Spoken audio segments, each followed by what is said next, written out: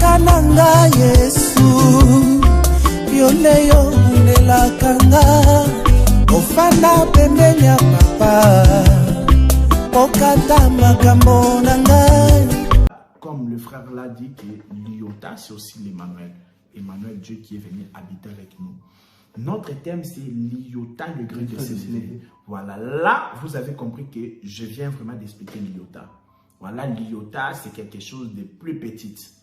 On utilise ça pour qualifier quelque chose de méprisable. Une quantité négligeable. Donc les grains de sénévé, c'est le mot de rien. On va les lire. Marc chapitre 4, le verset 30, frère. Marc chapitre 30, le verset 4. Non, 4, le verset 30 à 32. Voilà. Donc je lis au nom du Seigneur Jésus. Oui. Marc chapitre 4, oui. À partir du verset 30 jusqu'au verset 32. Je lis au nom du Seigneur. Il dit encore, suivez bien. Comparerons-nous le royaume de Dieu ou par quelle parabole le représenterons-nous? Ah, il cherche encore la parabole, voilà. Il est semblable à un grain de sénévé. Voilà, il trouve la parabole du grain de sénévé. Lorsqu'on le sème à terre, est la plus petite de toutes les semences qui sont sur la terre. Soulignez bien que le grain de sénévé, c'est la plus petite de toutes les semences qui sont sur la terre. Voilà, frère, continue. Le grain de sénévé, c'est la plus petite. Mais lorsqu'il a été sémé, il monte. Il monte, il devient plus grand. Il monte, c'est-à-dire il pousse, hein? Il pousse. Après, voilà. Après, plus grand que tout le légume. Et le pousse des grandes branches en sorte que les oiseaux du ciel peuvent habiter sous son ombre. Donc que les gens ne confondent pas, que les gens ne se prennent pas qu'ils sont des grains de sénévé. Attention, oui. Non. Donc ici déjà on explique les royaumes de Dieu. On dit à quoi le verset 30, à quoi, il dit encore, il a c'est Jésus, à quoi comparerons-nous les royaumes de Dieu? Vous voyez? Il dit, ou par quelle parabole encore? Donc il cherchait encore.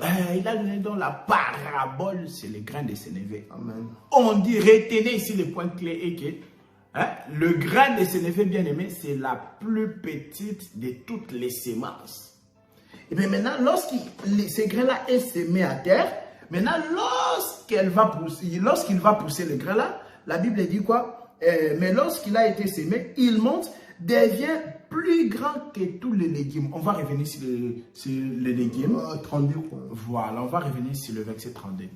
Mes frères, comprenez bien que dans le verset 31, on explique que le verset 31 de Marc chapitre 4, on explique que le grain de sénévé est la plus petite de toutes les semences. Juste, je veux taper un peu parce que le Seigneur Jésus. Le frère avait expliqué que quand il a expliqué la terre, il a dit que la terre, c'était le peuple. Oui. Donc le grec a accepté d'habiter parmi les peuples. Oui. Et Emmanuel a accepté d'habiter parmi nous les pécheurs. Il a accepté d'habiter parmi les rois qui existaient à l'époque là. Il a accepté que ces rois-là puissent les dominer.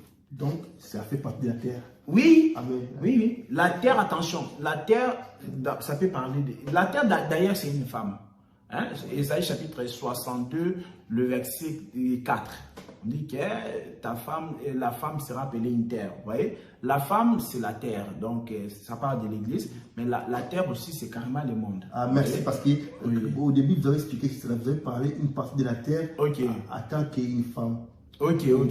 Dans les Écritures, la sémence, voilà, dans les Écritures, voilà. La terre peut signifier une femme, la terre, ça peut signifier l'église, la terre peut signifier aussi le monde, le roi, vous voyez. Donc c'est un peu ça. Mais maintenant, la Bible dit que là, c'est la plus petite de toutes les semences. C'est-à-dire, lorsqu'il est venu là, c'était qu'il soit moins qu'Hérode, qu'il soit moins que Pilate. Donc, il a vraiment accepté cette humilité-là. Maintenant, on dit que le grain de sénévé est la plus petite de toutes les semences qui sont sur la terre. Voilà, frère. Donc, c'est ça, c'est là où que nous le comparons à l'iota. Donc, l'iota étant la plus petite lettre de l'alphabet grec, c'est ça le grain de sénévé. Parce que le grain de sénévé, c'est lui le Seigneur Jésus-Christ. Le grain de sénévé, bien aimé, c'est ça l'iota. Mais la promesse continue en disant que lorsqu'on sème les grains de sénévé, frère, qu'est-ce qui se passe? Lorsqu'on les sème, ils montent. S'aimer là, c'est ça l'amour de Jésus-Christ. Amen. D'abord, c'est la plus petite des semences. Donc, il s'est fait petit. Il a vécu sur la terre pendant 33 ans. Et maintenant, il doit être sémé pendant 3 jours. C'est ça, la mort. Et maintenant, continue. Il monte. Oui. Devient plus grand que tout le légume. Là, c'est la résurrection. Quand il ressuscite, ce n'est plus l'iota. Attention. Là, c'est l'oméga. Parce que l'oméga et l'alpha, c'est la même chose. Amen. Vous voyez? Amen. Mais juste l'alpha, c'est pour dire le commencement, le début. Vous voyez? Il est le début, il va descendre comme étant l'iota, il va remonter comme étant l'oméga. Parce que l'oméga, c'est la même position que alpha. Mais donc, oméga est là, alpha est là, mais l'iota est en bas. Vous voyez? Donc, la résurrection du grain de sénévé. La résurrection du grain de sénévé, c'est ça maintenant l'oméga. Donc Jésus, lorsqu'il va ressusciter maintenant, comme étant le grain de sénévé qui a été planté, la Bible dit, il sera quoi, frère? Lorsqu'il monte, donc il monte, il pousse des grandes branches. Il pousse des grandes branches. En sorte que les oiseaux... Non, t'as sauté quelque chose. Il monte, devient plus grand que tous les légumes. Que tous les légumes, d'abord. S'il vous plaît, mon frère. Ouais. Voilà.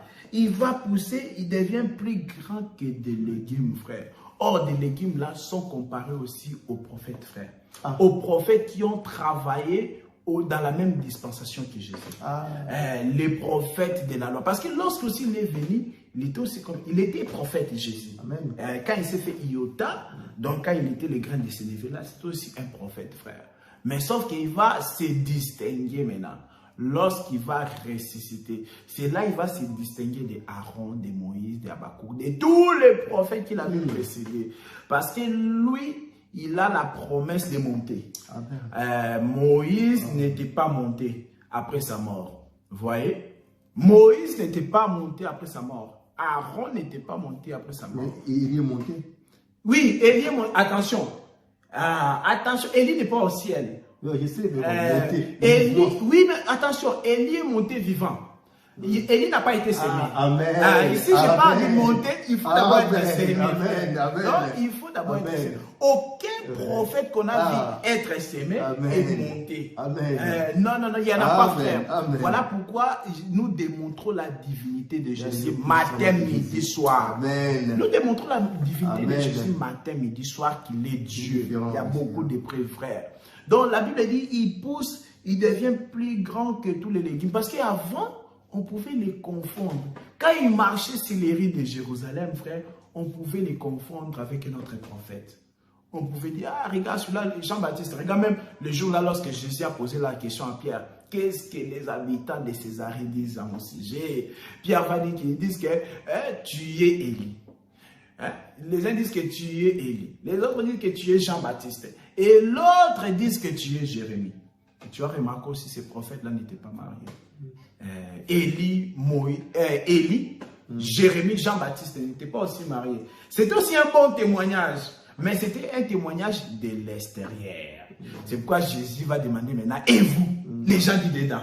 Donc il y a un témoignage de l'extérieur et un témoignage du dedans. Voilà pourquoi la Bible dit que pour que quelqu'un soit confirmé comme un ancien, il faut aussi qu'il reçoive un bon témoignage des gens du dehors. Parce que Jésus, on avait rendu un bon témoignage par les gens du dehors. Amen, c'est très important. Ah frère, c'est pas n'importe qui, hein. Si on te considère comme Jérémie, Jean-Baptiste donc Jérémie, Jean-Baptiste et Élie. C'est pas n'importe qui. C'est très important que ces gens les gens ne tiennent pas compte, mais c'est très important. La Bible dit pour qu'on reconnaisse un ancien, hein, pour qu'on confirme lui c'est un ancien, c'est-à-dire un ministre.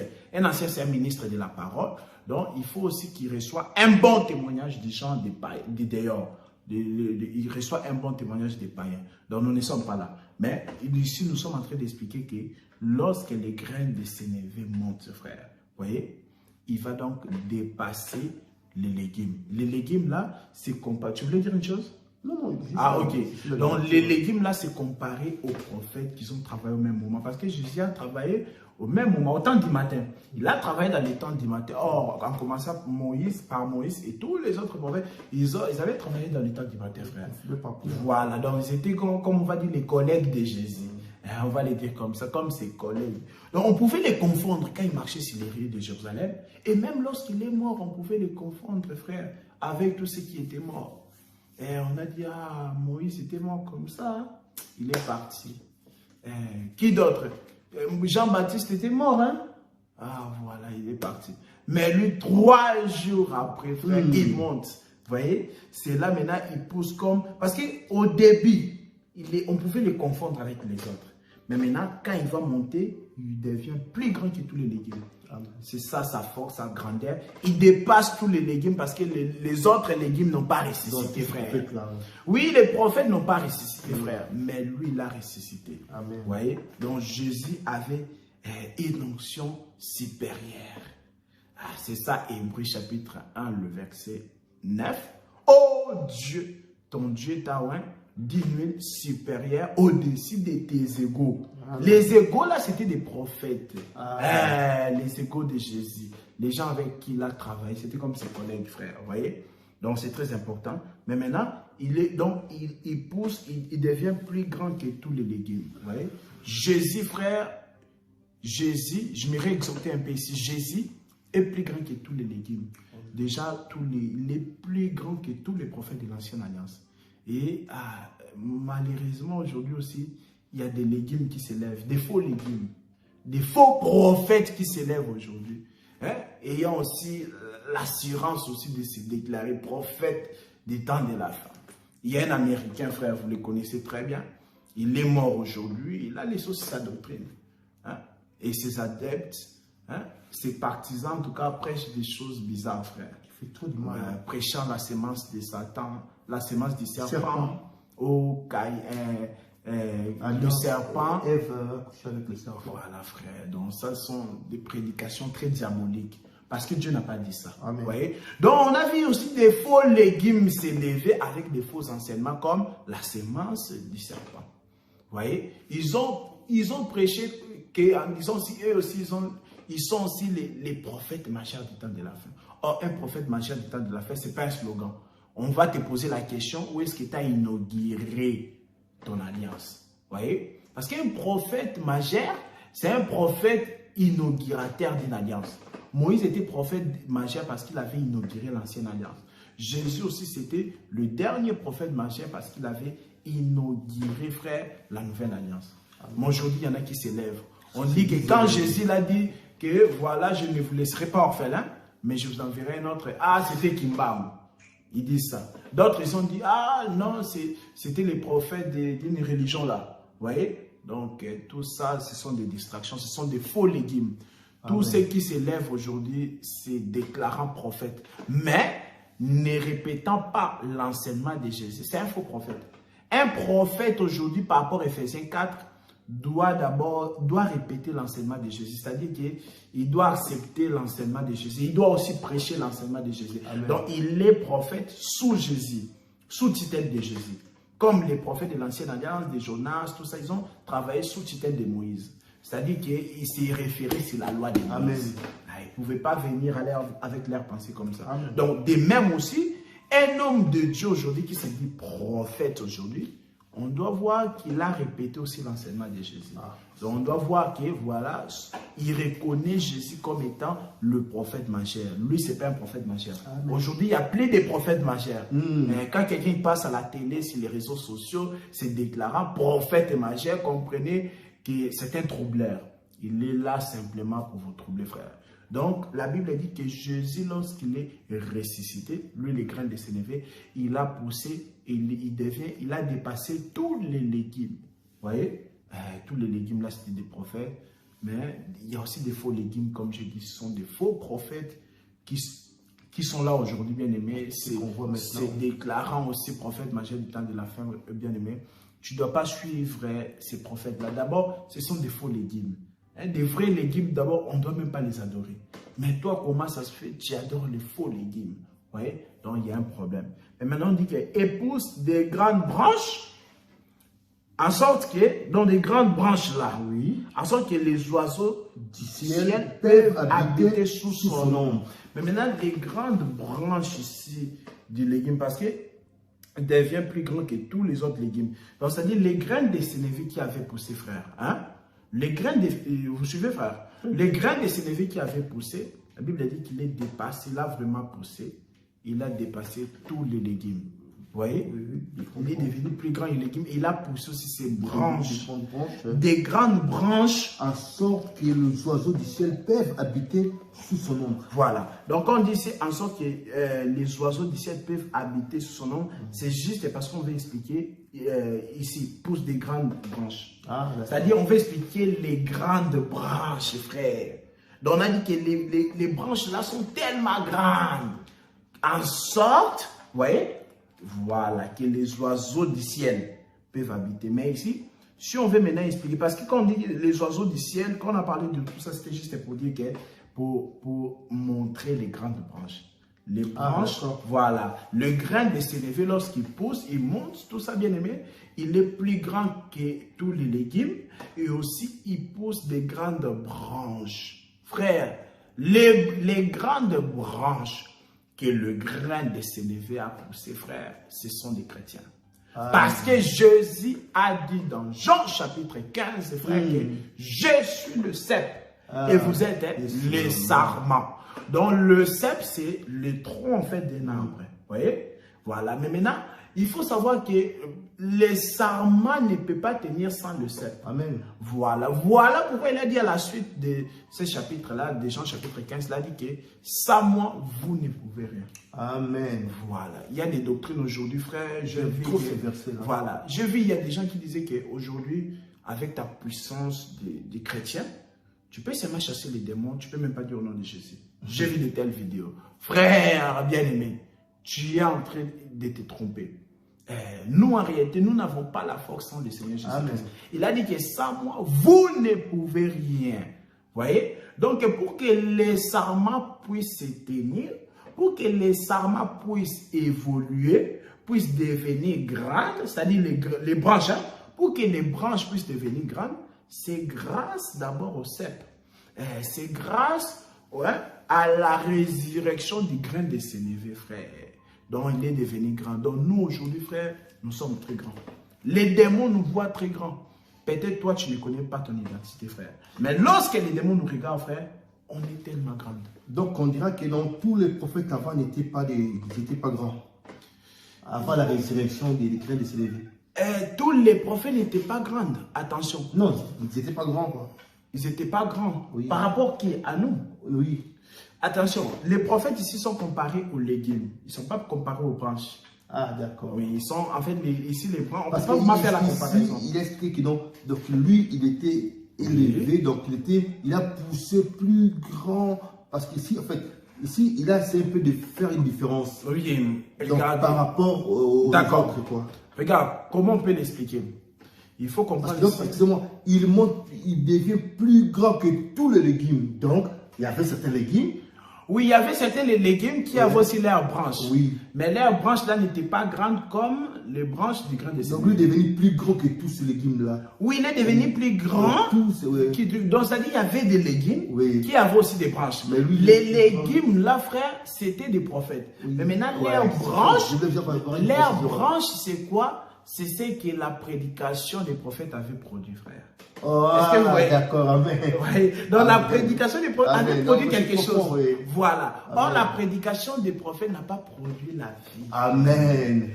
La loi n'a pas amené l'homme à la vie. Amen. Chapitre 5, verset 12 à 14. Donc les légumes aussi avaient leurs branches, mais ce n'était pas grande. D'ailleurs, lui d'abord, il a poussé. Plus que d'autres. Il était grand, frère. J'aimerais préciser, il devient plus grand que tous les légumes. Voilà, donc les légumes étaient restés en bas, il a poussé. Et encore aussi, ses branches sont devenues grandes. Les branches du grain de sénévé, frère, étaient devenues tellement grandes, frère. Donc aujourd'hui, frère bien-aimé, si tu es chrétien, tu dois comprendre que tu es grand. Parce que d'abord, tu dois comprendre que ta force dépend de la résurrection du grain de sénévé. Jésus, lorsqu'il est ressuscité, il n'est plus un Messie souffrant. Voilà, tu ne dois plus remettre Jésus à la croix, frère. Jésus est passé par la croix pour nous sauver. Vous voyez? Donc, Jésus ne reviendra plus sur la croix, frère. Donc, aujourd'hui, maintenant, il est Oméga. C'est-à-dire qu'il est revenu dans sa position de force. C'est ça, il était la plus petite des semences. Mais, frère, après, il n'est plus la plus petite des semences. Cela révèle aussi que le temps de la grâce passera. Il y a un temps où il est petit. Il y a un temps d'humilité. C'est pour ça même on dit que l'humilité précède la gloire. L'humilité précède la gloire, frère. L'humilité, c'est accepter aussi l'évangile de la grâce. Amen. Parce que c'est l'évangile de la grâce est humble, frère. Si tu acceptes ça, mais maintenant, tu auras la gloire. L'orgueil précède la chute. L'orgueil, c'est lorsque tu refuses d'écouter l'évangile de la grâce. Voilà. Et ça précède la chute. La chute là, frère, vous savez c'est quoi. Voilà, frère. Donc, nous sommes déjà vers la fin de notre enseignement. Il y a tellement beaucoup à dire. En fait, c'est comme, je vois qu'on n'a pas fini. Est-ce qu'on peut avoir la deuxième partie? On peut avoir la deuxième partie prochainement? Je sens qu'il y a encore des choses à dire, quoi. Il y a encore beaucoup de choses à exploiter. Il y a encore beaucoup de choses à ouvrir, quoi. Est-ce qu'on peut les faire dans la deuxième partie? Mais là, qu'on puisse un peu laisser le temps, bien aimé de suivre la première vidéo. Mais là, on peut... Sinon, là, on peut ajouter encore 5 minutes. Et puis... il n'y a pas de souci, hein. Ok, d'accord. Voilà, bien aimé, c'est vraiment un grand enseignement. Il y a beaucoup de choses à dire. Il y a beaucoup de choses à dire, quoi. Donc, j'ai posé des questions, donc excusez-moi, peut-être parce que j'ai posé des questions. Je n'ai pas essayé d'embrouiller le frère, mais il était resté dans son thème, quoi. C'était le plus important. Voilà, donc l'iota, le grand des Sénéfiés, vous avez compris que l'iota, c'est lorsque Dieu qui était grand, lui qui était roi, vous voyez, qui était roi, il est devenu serviteur. C'est ça, hein? Les hommes, vous voyez, c'est ça, Salomon a parlé de ces arbres-là. Vous voyez, les cèdres et les hommes. Le cèdre, c'est le plus grand arbre. Ça, c'est notre enseignement. Le cèdre, frère, c'est le plus grand arbre. Mais les hommes, c'est le petit arbre. Voilà. Dieu qui était le cèdre, lui qui était alpha, frère, mais il a accepté de se faire petit. C'est ça l'iota. L'iota, c'est ça donc le grain de sénévé, qui est la plus petite de toutes les semences. Mais lorsqu'elle meurt, vous voyez, lorsque l'iota meurt ou lorsque le grain de sénévé meurt, ensuite lorsqu'il va ressusciter, il sera plus puissant. Voilà pourquoi Jésus aujourd'hui est le roi. Après la résurrection, Jésus est roi. Mais où? Dans le cœur de sa femme d'abord. Amen. Voilà, cette royauté-là va se manifester dans le millénium pour tout le monde, frère. Amen. Pour le monde entier, cette royauté-là va se manifester lors du millénium. Mais aujourd'hui, il est notre Seigneur, frère. Il est notre roi. Il est le roi dans le cœur de son épouse, frère. Voilà. Nous qui sommes l'épouse de Christ. Voilà. Nous, frères, nous avons pour roi Jésus-Christ. Et nous n'avons pas honte de le dire. Amen. Voilà. Nous avons pour roi Jésus-Christ, frère. Amen. Donc, c'est lui qui a été élevé. C'est quoi la Bible dit? Qu'il a été abaissé pour un peu de temps. Ça, c'est hébreu. Hein? Il s'est abaissé, oui. Donc, Dieu, il s'était abaissé pour un peu de temps. Un peu de temps, là, c'est 33 ans de la vie de l'iota. Mais maintenant, après, il va ressusciter, frère. Il est le plus grand que tous les légumes. Il pousse des grandes branches, frère. Donc, les sorciers, les démons doivent te voir grand, frère. Amen. Donc, les démons ne doivent pas te manquer du respect. Lorsque tu dors, ils viennent pour t'étouffer, pour t'étrangler. Non, frère, là, tu n'es pas grand.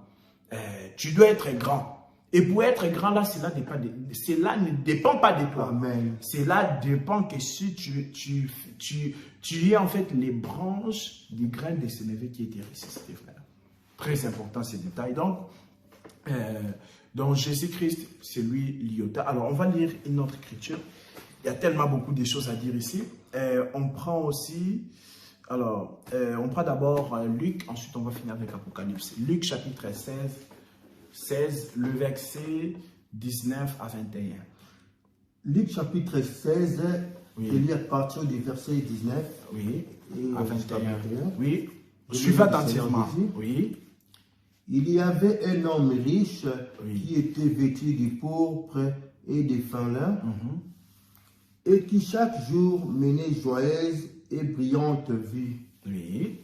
Un pauvre nommé Lazare était Lazare, couché à sa porte, voilà, couvert d'ulcères. Ulcères, ce sont des plaies, hein? Voilà. Et désireux de se rassasier des miettes qui tombaient de la table du riche, et même le chien venait encore lécher ses ulcères. Ulcères, là, voilà. Donc, on nous explique, frère bien-aimé, qu'il y avait un homme riche et un pauvre Lazare. Vous avez déjà entendu cette parabole-là, non? Mais souvent, on l'utilise pour maintenant parler du séjour des morts. Hein? Là, on a parlé de l'air vivant, quand ils étaient en vie.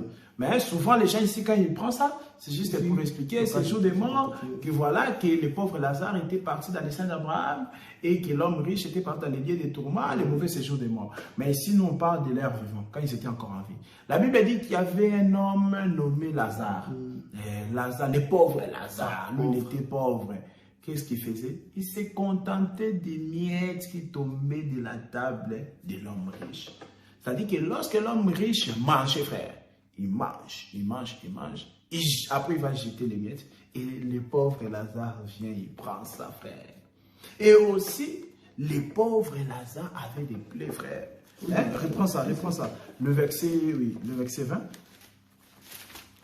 Un pauvre nommé Lazare était couché à sa porte, couvert d'ulcères, et désirait de se rassasier des miettes qui tombaient de la table du riche, et même le chien venait encore lécher ses ulcères. Donc vous avez compris, bien aimé, il y avait un homme riche.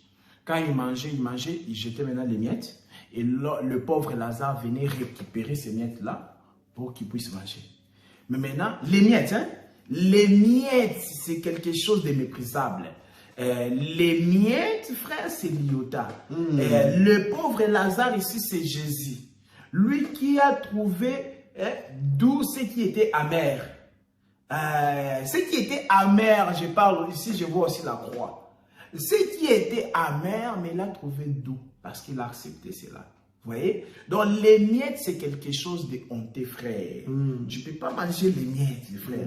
Mais lui, il a accepté ça. Vous voyez? Il est dans la position de l'iota. Le pauvre Lazare qui se contente à manger les miettes qui tombent de la table de l'homme riche, c'est ça, Jésus étant l'iota. Amen. Mais gloire soit rendue à Dieu par Jésus-Christ, frère. Parce que le pauvre Lazare, là, il ne mangeait pas seulement des miettes, mais il avait aussi les ulcères, le plaie. Et qu'est-ce qu'il faisait? Les chiens venaient les lécher. Voilà. Vous savez bien aimé, les chiens sont des animaux impurs. Vous voyez? Voilà. Même la femme là dans Matthieu chapitre 15, le verset 24, Jésus l'a dit, on ne donne pas le pain des enfants aux chiens.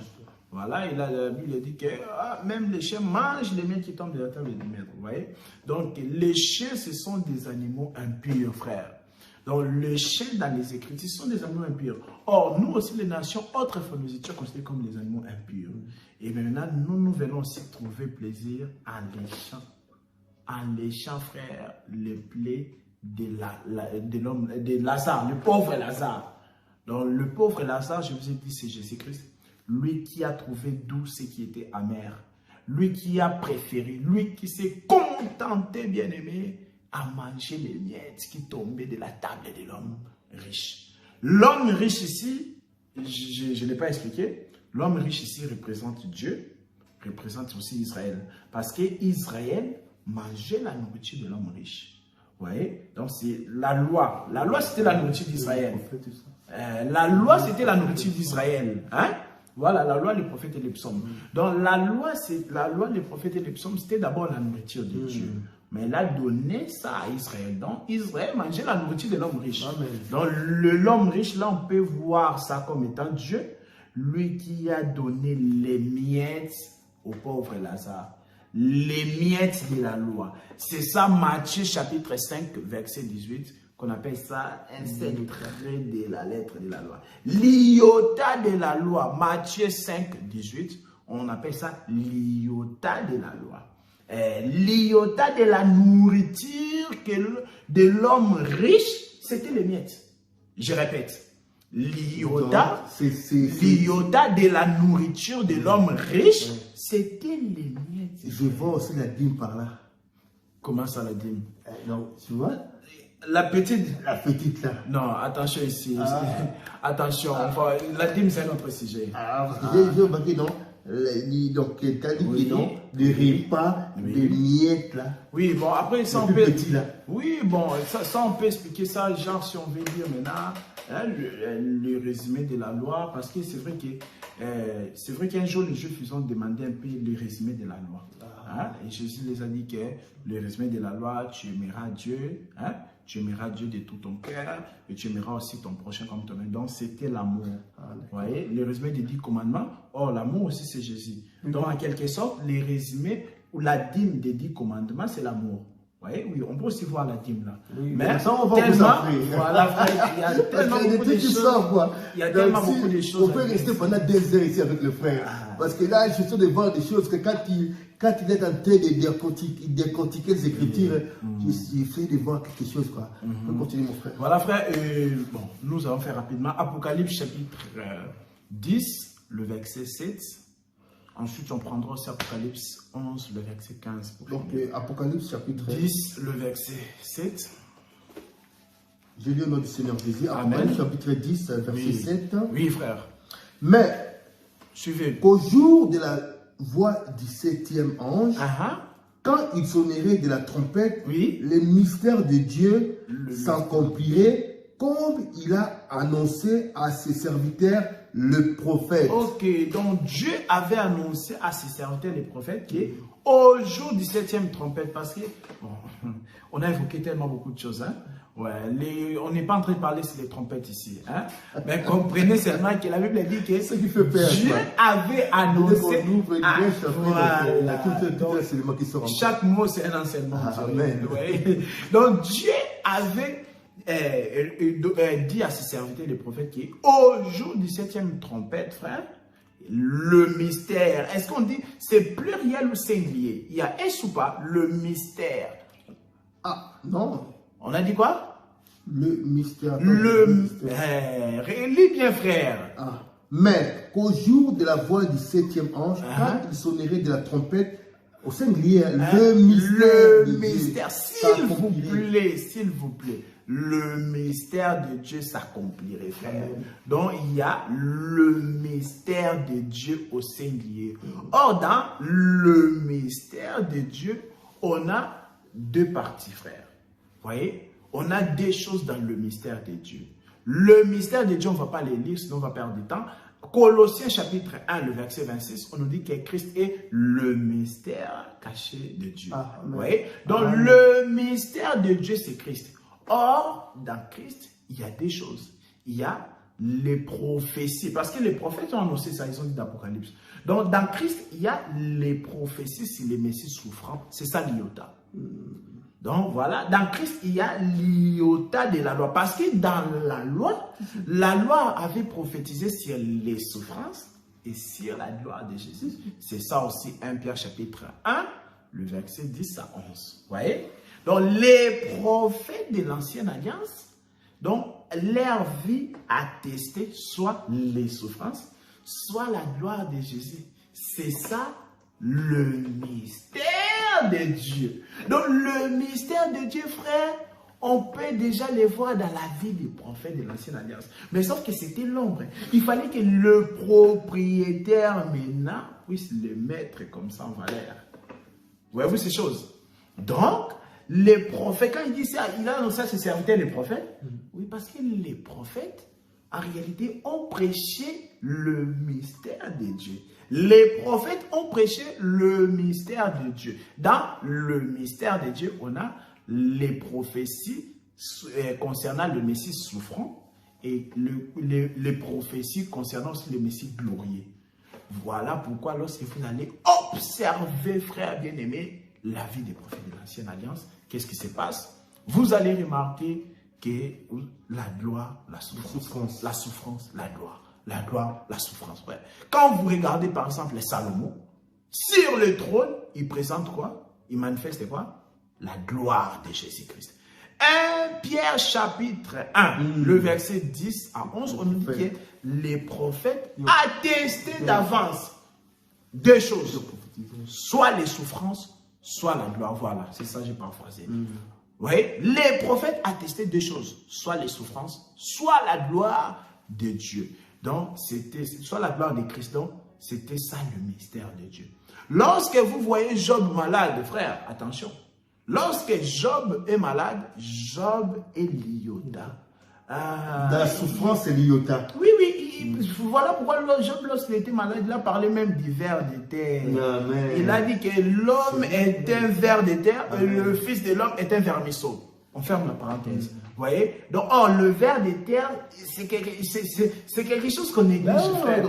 Quand on les voit, on veut l'écraser, frère. On n'a pas envie de les voir parce qu'il n'est pas beau. C'est une quantité négligeable. Amen. Vous voyez?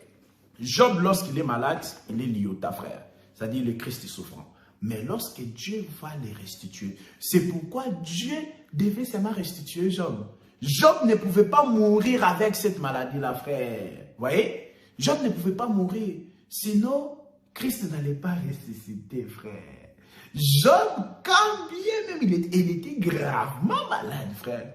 Il s'est consolé avec les tessons, frère. Vous voyez? Il était frappé par les ulcères malins, frère. Job, il a été frappé terriblement. C'est pourquoi il y a certains théologiens qui disent que Job n'a pas existé, c'était juste une énigme. Vous voyez? Il y a des théologiens comme ça. Parce qu'ils disent que personne ne peut vraiment vivre avec cette maladie-là. Mais le frère Jacques contredit ces prédicateurs-là qui disent que Job n'a pas existé. Job a réellement existé. Parce que le frère Jacques nous a dit, vous avez vu la persévérance de Job. Job a réellement existé, bien qu'il était vraiment malade et bien aimé. Vous voyez? Donc Job, quand bien même il était gravement malade, mais Dieu devait les guérir. Dieu devait les restituer. Et lorsque Job est restitué, lorsque Job est restauré, bien aimé, c'est ça la résurrection de Jésus. C'est ça les grains de ses neveux qui montent. Voilà pourquoi Job aussi, Dieu l'avait multiplié ses biens, frère. Ce sont des branches. Oh, c'est ça, Amen. frère. Donc Job, lorsqu'il est poussé, lorsque Job est restauré, il est comme le plus grand des légumes et ses branches aussi. Donc c'est ça. Branches. Voilà, Dieu avait multiplié ses biens fraîcheurs, frère. Donc le prophète, lorsque vous les observez, lorsque Daniel, Ézéchiel est en captivité en Babylone avec le peuple, cela montre le Christ souffrant. Maintenant, la Bible dit qu'au jour du 7e trompette, le mystère de Dieu s'accomplirait. Donc, Jésus, lorsqu'il est venu sur la chair, frère, étant l'iota, il a accompli déjà la partie du Messie souffrant. Mais il n'a pas encore accompli la partie du Messie, la portion du Messie glorieux. La portion du Messie souffrant, Jésus a accompli ça à la croix, frère. Lorsqu'il s'est fait iota. Mais il reste maintenant la portion du Messie glorieux. Parce que Jésus doit régner plus que Salomon. Amen. Salomon était glorieux. Maintenant, vous pensez que le monde va finir comme ça sans que Jésus puisse régner? Non, frère. On ne peut pas arriver au jugement du trône blanc tant que Jésus n'a pas encore régné, tant que Jésus ne se manifeste pas encore comme étant le véritable roi. Jésus doit régner et il doit être plus glorieux que Salomon, frère. Voyez? Et c'est là que le mystère de Dieu s'accomplirait. L'écriture jumelle de ça, Apocalypse 11, verset 15. Et là, on va comprendre. Apocalypse 11, 15. Oui, il est dit quoi maintenant? Parce qu'on avait prophétisé au jour du 7e trompette, le mystère de Dieu s'accomplirait. Maintenant, dans Apocalypse chapitre 11, le verset 15, on explique maintenant c'est quoi le mystère de Dieu là. Je lis au nom du Seigneur Jésus. Amen. Apocalypse chapitre 11, verset 15. Oui. Le 7e ange sonna de la trompette. Le 7e ange sonna de la trompette. Et il dans le ciel de fortes voix qui disaient, le royaume du monde est remis à notre Seigneur et à son Christ. Et il régnera au siècle des siècles. Donc lorsque... Amen, frère. Donc au 7e trompette, bien aimé, la Bible dit que le royaume de ce monde sera remis entre les mains de Christ, frère. Et il régnera au siècle des siècles.